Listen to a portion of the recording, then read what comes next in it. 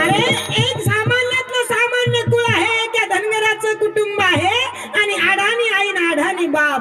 अरे कुठली भक्ती, कुठली शक्ती, कुठली वारी, कुठली आषाढी, कुठली पंढरी, याचं आणि त्याचं कुलदैवत फक्त बिरोबाच्या नावानं. पुढचं म्हणा, बिरोबाच्या नावानं, बाळूमामाच्या नावानं. येळकोट, येळकोट. वा वा वा, विठ्ठल.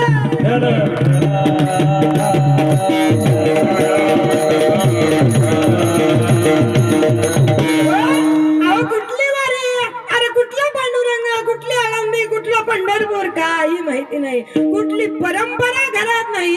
आई वडिलांसोबत कुठली परंपरा निगडीत नसताना सुद्धा सामान्यातल्या सामान्य कुटुंबामध्ये जन्माला येणं आणि संत होणं एवढी सोपी गोष्ट नाही. अहो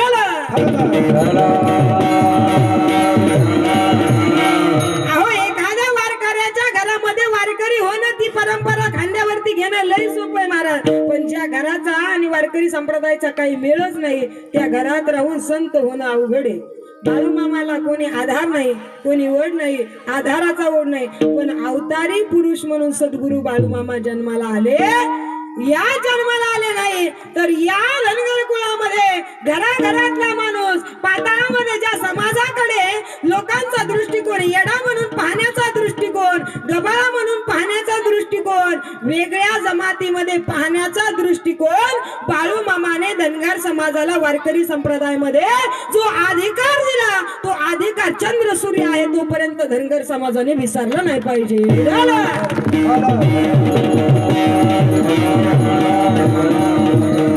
आज वारकरी संप्रदायामध्ये धनगर समाज आहे.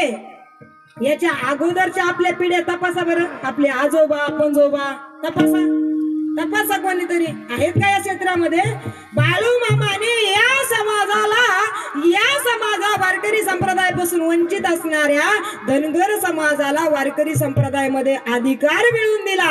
आणि सद्गुरु बाळूमामाच्या कृपेने आज महाराष्ट्रामध्ये नाही, भारतामध्ये जेवढे दुसऱ्या समाजाचे कीर्तनकार, कथाकार आहेत, यांच्यामध्ये बरोबर तोला मोलाचे धनगर समाजाचे तेवढेच कथाकार, कीर्तनकार, गायनाचार्य आहेत. विठ्ठल.